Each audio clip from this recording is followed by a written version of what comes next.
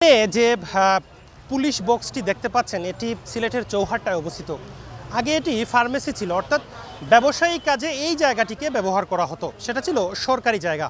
তৎকালীন সরকারের আমলে এই জায়গাটিকে এক কথায় বলা যায় যে জোরপূর্বক দখল করে সেখানে ব্যবসা পরিচালনা করা হতো। কিন্তু বর্তমানে এই জায়গাটিতে করা হয়েছে ট্রাফিক পুলিশ বক্স।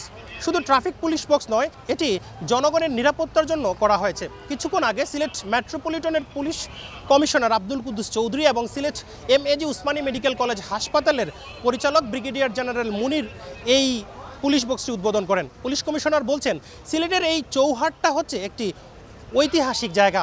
সরকার বিরোধী আন্দোলন, সব ধরনের আন্দোলন, অর্থাৎ যখন যে আন্দোলন হয় তখন কিন্তু এই চৌহাট্টাকে কেন্দ্র করে হয়। মারামারি, কাটাকাটি সব কিছু কিন্তু এই জায়গাটিতে হয়। সুতরাং এখানে কোনো আসলে পুলিশের নিজস্ব কোনো বক্স ছিল না।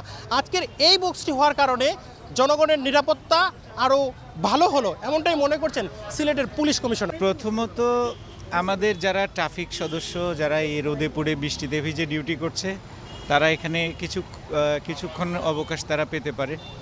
আমাদের একটা বড় সমস্যা আছে, যারা লেডি অফিসার এবং লেডি ফোর্স যারা আছে তাদের কিন্তু এই ওয়াশরুমে যাওয়ার যে চাহিদাটা, এইটা আসলে খুবই ইনহিউম্যান। আমরা এটা প্রোভাইড আসলে করতে পারি না।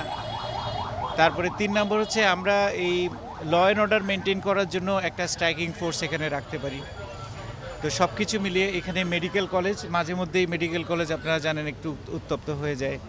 আবার এই রাজনৈতিক কর্মসূচিগুলো এইখান থেকেই শুরু হয়, হ্যাঁ, পেছনে শহীদ মিনার। তো সব কিছু মিলিয়ে আমাদের কুইক রেসপন্স, একেবারে ইনস্ট্যান্টলি রেসপন্স করার জন্য এই জায়গায় আমাদের ফোর্সের একটা স্থায়ীভাবে থাকা এবং হচ্ছে তাদেরকে অল টাইম রেডি থাকা।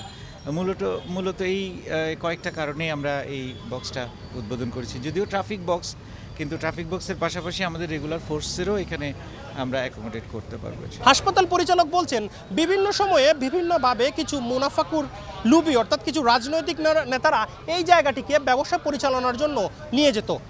এবার সেটি পুলিশকে দেওয়া হয়েছে। পুলিশও সরকারি প্রতিষ্ঠান, হাসপাতালও সরকারি প্রতিষ্ঠান। সুতরাং এটি কিন্তু এখন থেকে স্থায়ী হয়ে গেল পুলিশের জন্য, অর্থাৎ এখানে পুলিশ থাকবে, জনগণের নিরাপত্তা দিবে। যেটা পুলিশ বক্স হিসেবে আপনারা দিয়েছেন, এটা কিন্তু এর আগে ব্যবসায়িক প্রতিষ্ঠান ছিল, এখন এখানে স্থায়ীভাবে পুলিশকে দেওয়া হয়েছে। বাংলাদেশের গতি তো আসলে বলা যায় না, এটা কি পুলিশের থাকবে না ভবিষ্যতে আরও কেউ নিয়ে যদি চায়, তাহলে আপনারা কী ভূমিকা রাখবেন?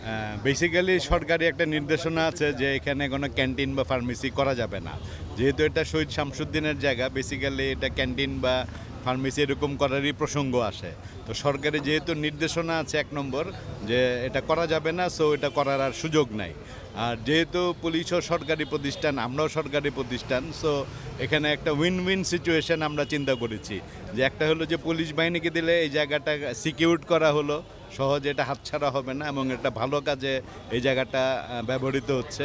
এবং চৌহাট্টা সিলেটের একটা ট্যাকটিক্যালি ভেরি ইম্পর্ট্যান্ট একটা জায়গা।